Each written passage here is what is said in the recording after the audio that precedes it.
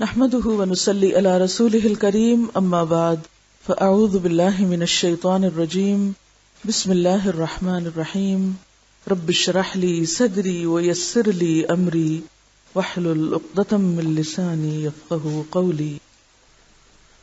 آج ہم صفحہ نمبر 83 یعنی 83 سے نمازی کے لباس کے بارے میں پڑھیں گے۔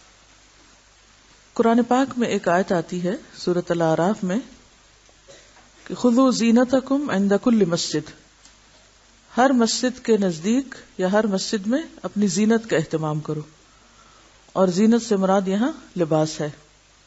گویا نماز کی درستگی کا انحصار جہاں پاکیزگی پر ہے، صفائی پر ہے، وضو پر ہے، وہیں اس کے ساتھ ساتھ درست نماز کے لیے درست لباس کا ہونا بھی بے حد ضروری ہے۔ اگر لباس مناسب نہ ہو، سطر کے تقاضے پورے نہ کرتا ہو تو نماز ضائع ہو جاتی ہے، کوشش رائے گاں جاتی ہے۔ تو اس لیے یہ بھی ایک بہت اہم باب ہے۔ اب یہاں پر چونکہ مرد اور عورت کا فرق بھی ہے، اس لیے کچھ چیزیں اس حوالے سے آپ کے سامنے آئیں گی، اور اسی طرح کچھ احادیث ایسی بھی آپ پڑھیں گے جن میں منیمم لباس کا ذکر ہوگا کہ جس میں ایک شخص کی نماز ہو سکتی ہے۔ پہلی حدیث ہے، رسول اللہ صلی اللہ علیہ وسلم نے فرمایا، لا يصلي احدكم في الثوب الواحد ليس على عاتقيه شيء، کوئی شخص کپڑے میں اس طرح نماز نہ پڑھے کہ اس کے کندھے ننگے ہوں۔ تو اس سے کیا پتہ چلتا ہے کہ مردوں کے لیے بھی نماز میں ڈریس یا لباس ایسا ہونا چاہیے کہ جس سے ان کے کندھے ڈھکے ہوئے ہوں۔ الگ سے کندھے پہ ڈالنا اوڑھنی کی طرح لازم نہیں ہے، اگر کرتا بھی ہے تو اس سے بھی بات بن جائے گی۔ سر کے ڈھکنے کا ذکر نہیں آیا، کندھوں کے ذکر آیا۔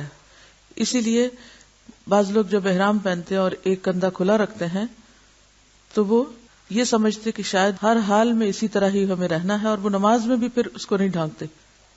تو خواہ کوئی احرام پہنے ہوئے ہو یا اس کے بغیر، تو نماز میں دونوں کندھوں کا ڈھکا ہوا ہونا ضروری ہے، کیونکہ یہاں لفظ آ رہا ہے عاتقیہ، دونوں کندھے۔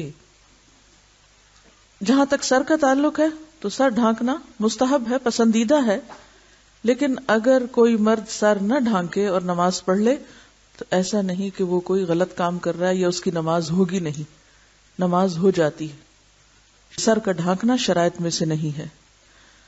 حضرت عمر بن ابی سلمہ بیان کرتے ہیں کہ میں نے رسول اللہ صلی اللہ علیہ وسلم کو حضرت ام سلمہ رضی اللہ عنہا کے گھر میں ایک ہی کپڑے میں لپٹے ہوئے نماز پڑھتے دیکھا۔ عمر بن ابی سلمہ کون ہے؟ آپ کے کیا لگتے ہیں؟ ربیب ہیں، حضرت ام سلمہ کے بیٹے ہیں جو پچھلے شوہر یعنی ابو سلمہ سے تھے۔ تو وہ اپنی والدہ کے گھر حضور صلی اللہ علیہ وسلم کو، جو اس وقت آپ کی اہلیہ تھی، نماز پڑھتے ہوئے دیکھتے ہیں کہ ایک ہی کپڑا ہے اوپر سے نیچے تک، کہ آپ نے اس کی دونوں طرفیں اپنے کندھوں پر رکھی ہوئی تھی۔ صحابہ کرام نبی کریم صلی اللہ علیہ وسلم کے ساتھ نماز پڑھتے تھے، اور وہ اپنے تہبندوں کے چھوٹے ہونے کے سبب اپنی گردنوں پر باندھے ہوتے تھے، یعنی تہبند کا ایک حصہ اوپر سے بھی باندھ لیتے تھے۔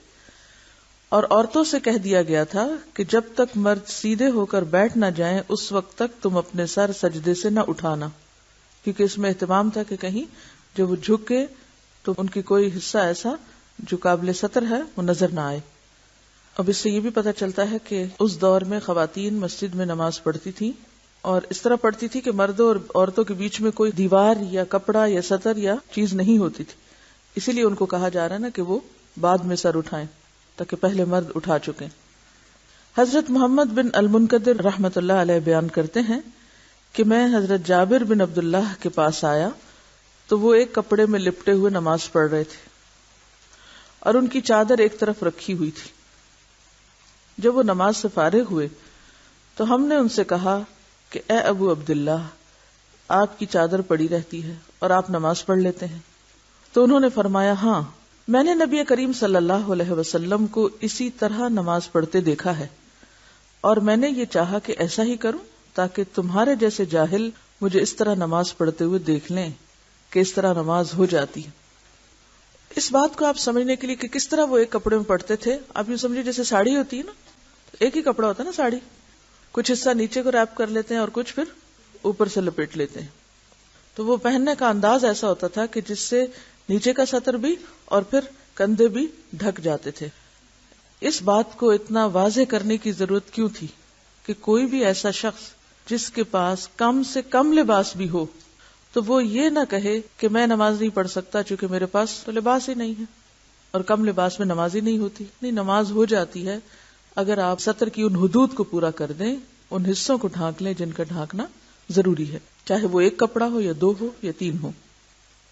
رسول اللہ صلی اللہ علیہ وسلم نے نماز میں منہ ڈھانپنے اور سدل کرنے سے منع فرمایا ہے.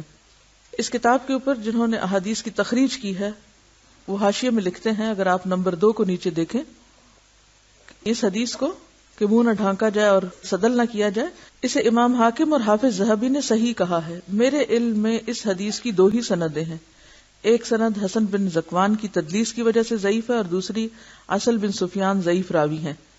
اس سے پتہ کیا چلتا ہے کہ اگرچہ روایت موجود ہے مگر ضعیف ہے.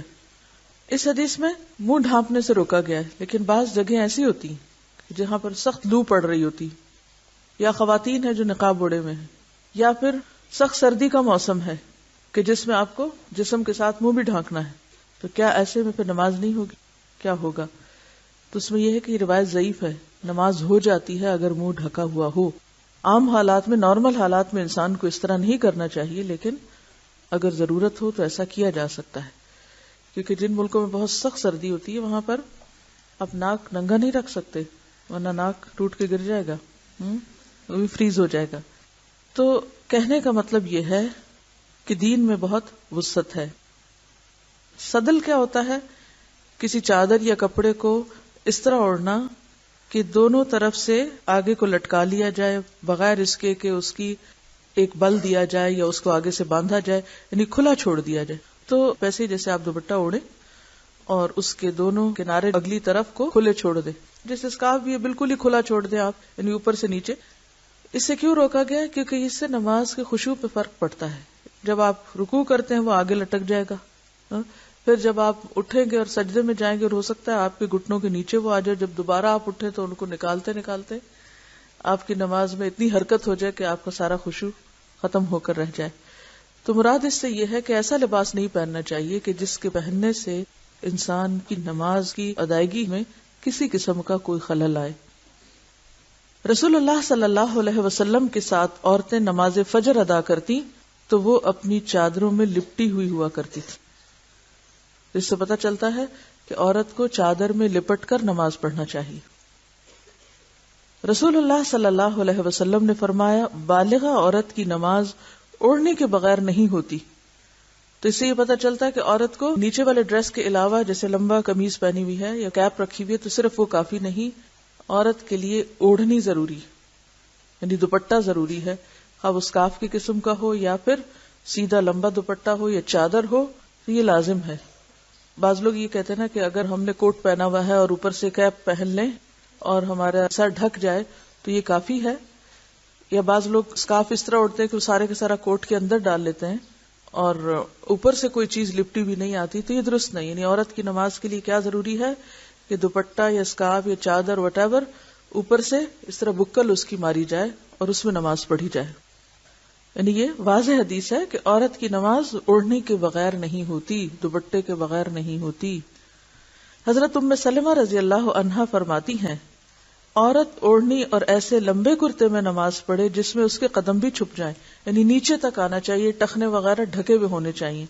اگر آگے کے پنجے تھوڑے بہت کھل بھی جائیں تو کوئی بات نہیں، جس طرح ہاتھ ہے، لیکن پیچھے سے ایڑیوں تک کپڑا ہونا چاہیے. بعض خواتین نماز پڑھتی ہیں اور تنگ پائچوں کی شلوار پہن لیتی، جب رکوع میں جاتی تو وہ اتنے اونچے چڑھ جاتے ہیں کہ بعض اوقات پنڈلیاں بھی دکھائی دینے لگتی ہیں، تو اس سے نماز درست نہیں ہوتی. یعنی ایسا کپڑا پہننا چاہیے کہ جو پاؤں تک جائے. جب آپ نماز کے لیے کھڑے ہو نا تو اپنے آپ کو اتنا سنبھال کے اتنے کمپوزڈ ہو کہ آپ پھر اپنے لباس اور اپنی ذات کی طرف سے بے فکر ہوں. جب ہم نے کپڑا صحیح سنبھالا نہیں ہوتا تو کیا ہوتا ہے، رکوع میں گئے چادر شریف نیچے، اٹھے اوپر کی، سجدے میں گئے پھر دھڑام سے نیچے، پھر لپیٹے، سارا وقت کھیل میں گزر جاتا ہے. موٹی موٹی ہم نے اون کی پشمینے کی چادریں اڑی بھی ہوتی ہیں، بھاری بھرکم، وہ ہر سجدے رکوع کے ساتھ نیچے. ہر حرکت کے ساتھ اوپر سے اتر جاتی. یا ایسے سلکی دوپٹے ہوتے ہیں کہ سارا وقت انہی کے لپیٹ میں گزر جاتا ہے. پھر اوڑھنی بھی ایسی نہ ہو، یعنی اتنا چھوٹا سا اسکارف کہ جو بمشکل آپ کی گردن اور کان ڈھانکے، اور بعض لوگوں کی تو گردن بھی نہیں ڈھانکتا اسکارف. یعنی اس طرح اسکارف اوڑا ہوا ہوتا ہے کہ پورا سینہ کھلا ہوتا ہے. حالانکہ قرآن پاک میں واضح طور پر کیا ہے، وَلْيَضْرِبْنَ بِخُمُرِهِنَّ عَلَى جُيُوبِهِنَّ، کہ وہ اپنے خمار یا اپنے جو دوپٹے ہیں وہ اپنے سینے پہ ڈالیں. تو نماز میں جو دوپٹہ آپ ڈالیں گے اس سے آپ کا سینہ ڈھکا ہوا ہونا چاہیے. اور اسی طرح گردن، کان، یہ تمام چیزیں، لیکن ماتھا نہیں ڈھکا ہوا ہونا چاہیے کیونکہ سجدے کی جگہ خالی ہونی چاہیے. اگر ایک ماں بچے کو لے کے نکلتی ہے تو اس کا اتنا بھاری بیگ لے کے نکلتی ہے، ساتھ اس میں دودھ بھی ہے، اس میں نیپیاں بھی، اس میں یہ بھی ہے اور وہ بھی ہے. تو اگر ہم کہیں سفر کو نکل رہے ہیں یا کسی فنکشن میں جا رہے ہیں اور بڑی مجبوری ہے کہ ہم بہت ہی بھاری بھرکم لباس میں ڈریس اپ ہوں، جو کہ ہے مجبوری نے ہم نے خود ہی بنا لی اپنے لیے کیونکہ سب کچھ ہم نے خود ہی تجویز کیا ہوا ہے، تو پھر کم از کم اگر ہمیں پتہ نماز کا وقت آنے والا ہے تو ایک دوپٹہ لپیٹ کے اپنے بیگ میں ڈال لیں، یا ایک ایسی چیز کہ جس سے آپ اپنی نماز تو سکون سے پڑھیں. ویسے تو اگر آپ پوری طرح ڈریس اپ ہیں، حجاب میں ہیں، تو پھر میرا خیال ہے کہ نماز کے وقت میں بھی مشکل نہیں ہوتی. تو نماز کے لیے ایسے دوپٹے بنائیں یا ایسا لباس بنائیں کہ جس میں آپ کو لباس کی طرف سے بے فکری ہو جائے. بس ایک دفعہ پہنا، باندھا، خلاص، اب آپ پورے کے پورے نماز کی طرف. چاہیے تو یہ تھا کہ میں اس وقت آپ کو صرف ایک فقہی مسئلہ بتا کے نکل جاتی، لیکن اس سب کو میں نے خشوع سے کیوں ریلیٹ کیا ہے؟ کیونکہ بہت سے لوگ جب ان کو نماز میں لباس کی بات بتاتے ہیں تو فوراً اس پہ آ جاتے ہیں، اتنی بھی کیا سختی، اتنی بھی کیا پابندی، اتنی بھی کیا مجبوری. یہ عام باتیں ہوتی ہیں. نبی صلی اللہ علیہ وسلم نے فرمایا، اپنی ران کھولو، نہ کسی زندہ یا مردہ کی ران دیکھو، یعنی نہ تو خود ننگے ہو اور نہ کسی اور ننگے شخص کو دیکھو. یعنی اس میں پہلے نہ نہیں لگا ہوا، لیکن اس طرح کا جملہ جب لکھا جاتا ہے تو وہ بعد کا نہ پہلے پر بھی اثر انداز ہوتا ہے. مراد اس سے کیا ہے؟ یعنی نہ خود دوسروں کے سامنے ننگے ہو اور نہ ہی کسی اور ننگے کو، خواہ وہ زندہ ہو یا مردہ، اسے بھی نہ دیکھو. تو اس سے کیا پتا چلتا ہے کہ اگر آپ کسی مردہ کو بھی غسل دے رہے ہیں تو بالکل اس کو بے لباس کر کے غسل نہیں دیں گے، بلکہ اس کے اوپر ایک چادر ڈال کر اس کے نیچے سے اس کو واش کریں گے.